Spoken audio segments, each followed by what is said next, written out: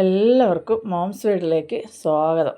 അപ്പോൾ ഇന്നതാ ഞാൻ ആഗ്രഹിച്ചിരുന്നൊരു സാധനം എനിക്ക് കിട്ടിയിട്ടുണ്ട് കേട്ടോ. വേറെ ഒന്നുമല്ല, നല്ല ചക്ക കിട്ടിയിട്ടുണ്ട്.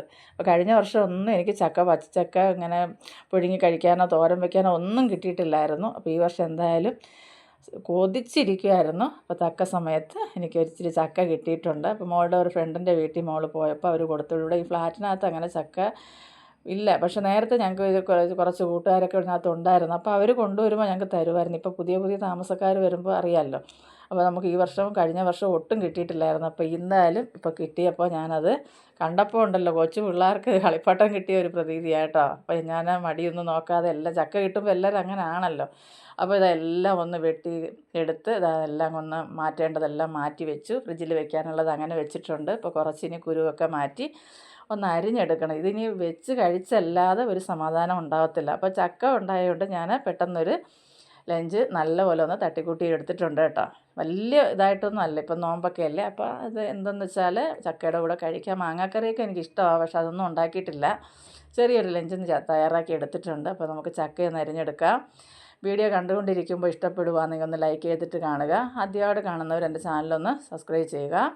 തൊട്ടടുത്ത് കാണുന്ന ബെൽബട്ടണും കൂടെ ഒന്ന് അമർത്തിയാൽ ഓൾ എന്നൊരു ഓപ്ഷൻ വരും. അതുകൂടി കൊടുക്കുവാണെങ്കിൽ ഞാനിടുന്ന എല്ലാ വീഡിയോയുടെ നോട്ടിഫിക്കേഷന് കിട്ടുന്നതായിരിക്കും. സത്യം പറഞ്ഞാൽ സന്തോഷവും അത് കഴിക്കാനുള്ള ധൃതിയാണോയെന്ന് എനിക്കറിയത്തില്ല, ആക്രാന്തമാണോന്ന് അറിയത്തില്ല കേട്ടോ.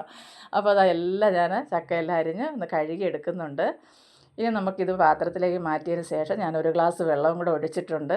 അപ്പോൾ അത് ഒഴിച്ച് വെച്ച് നമുക്കൊന്ന് ചക്ക വേകാനായിട്ട് വെച്ചിട്ടുണ്ട്.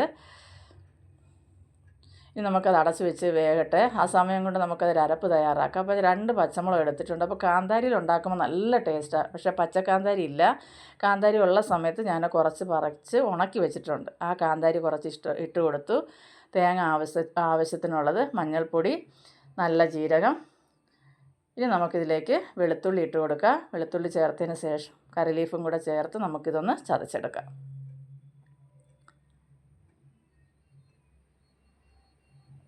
അപ്പോൾ അരപ്പെല്ലാം ഞാനിവിടെ ചതച്ചെടുത്ത് വെച്ചിട്ടുണ്ട്.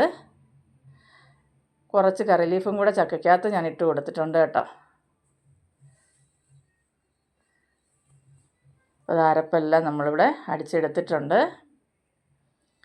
ഇനി നമുക്ക് ചക്കയ്ക്ക് ആവശ്യമുള്ള ഉപ്പ് ചേർത്ത് കൊടുക്കാം. അപ്പോൾ ചക്കയെല്ലാം വെന്ത് ഒന്ന് താന്ന് തുടങ്ങിയിട്ടുണ്ട് കേട്ടോ. ഈ സമയം നമുക്ക് അതിലേക്ക് അരപ്പും കൂടെ ചേർത്ത് കൊടുക്കാം. ചാറ് കഴുകി കുറച്ച് വെള്ളം കൂടെ ഞാൻ ഒഴിച്ചിട്ടുണ്ട് കേട്ടോ. അതിന് ശേഷം നമുക്കിതൊന്ന് അടച്ച് വെച്ച് വേവിക്കാം. നല്ലപോലെ ഒന്ന് ആവി കയറി ഈ അരപ്പിൻ്റെ പച്ചമണം എല്ലാം ഒന്ന് മാറിക്കിട്ടണം. ഇനി നമുക്കിതാ ഇതുപോലൊരു തവിയോ എന്താണെന്ന് വെച്ചാൽ ഉടച്ചെടുക്കാൻ കണക്കാക്കിയുള്ളത് വെച്ച് നമുക്ക് ആ ചക്ക ഒന്ന് ഉടച്ചെടുക്കാം. അപ്പോൾ നല്ലപോലെ വെന്തിട്ടുണ്ട് കേട്ടോ. മണം നല്ല മണമാണ്. ചക്ക ഇങ്ങനെ ഇളക്കി കിട്ടാതിരുന്ന് കിട്ടിയപ്പോൾ ഉണ്ടല്ലോ, ഒരു രക്ഷയില്ല, പറഞ്ഞറിയിക്കാനേ പറ്റുന്നില്ല ആ ഒരു സന്തോഷം. അപ്പോൾ വീണ്ടും കുറച്ച് നേരം കൂടെ ഞാനൊന്ന് അതുപോലെ ഒന്ന് അടച്ച് വെച്ചു. ഇനി നല്ലപോലെ ഒന്ന് ഉടച്ചെടുക്കാം. അപ്പോൾ ചക്കയൊക്കെ എല്ലാവർക്കും ഉണ്ടാക്കാനൊക്കെ അറിയാവുന്നതാണ്. അപ്പോൾ അറിയാത്ത ഒട്ടും പാചകമൊന്നും അറിയാത്തവരൊക്കെ ഉണ്ടല്ലോ, അങ്ങനെയുള്ളവർക്ക് വേണ്ടി ഒന്ന് കാണിച്ചു. പിന്നെ എൻ്റെ ഒരു സന്തോഷം കൂടെ ഞാൻ കാണിച്ചെന്നുള്ളതേ ഉള്ളൂ കേട്ടോ. അപ്പോൾ ഇന്നത്തെ നമ്മുടെ ഒരു ലഞ്ച് പെട്ടെന്നൊന്ന് തട്ടിക്കൂട്ടി എല്ലാം ഞാൻ ചെയ്തെടുത്തിട്ടുണ്ട്. അപ്പം കണ്ടോ, കാണാൻ തന്നെ എന്തോ രസമാണെന്ന് നോക്കി. അപ്പോൾ കഴിച്ചാലോ, ഒന്നും പറയാനില്ല. അപ്പോൾ ഇതിന് മീനോ അങ്ങനെയൊന്നുമില്ല, ഞങ്ങളിപ്പോൾ നോമ്പിൻ്റെ സമയമല്ലേ. അപ്പോൾ അതുകൊണ്ട് ബാക്കി കറികളൊക്കെ കുറേശ്ശെ ഞാൻ വെച്ചിട്ടുണ്ട്. അപ്പോൾ അതാ ചക്ക എല്ലാം ഞാൻ ഇവിടെ എടുത്ത് മാറ്റി വെച്ചു. ഇനി നമുക്ക് ലഞ്ച് പാത്രത്തിൽ എടുക്കാം. അപ്പോൾ ചോറിട്ട് കൊടുത്ത് നല്ല ചൂട് വെള്ളയരി ചോറ് എടുത്തിട്ടുണ്ട്. ഇനി നമുക്കിതാ നല്ലതുപോലെ ഉടച്ചെടുത്ത ചക്ക കാണുമ്പോൾ തന്നെ നാവിൽ വെള്ളം ഊറുന്നു കേട്ടോ. ഇതാ നമ്മുടെ കോളിഫ്ലവർ തോരൻ. കോളിഫ്ലവർ തോരൻ വെച്ച് കഴിച്ചിട്ടുള്ളവരുണ്ടോ? ഉണ്ടെങ്കിൽ ഒന്ന് കമൻറ്റ് ചെയ്യണേ, ഞാനിതിൻ്റെ വീഡിയോ ഇടുന്നതായിരിക്കും. അപ്പോൾ അതെല്ലാം വിളമ്പി.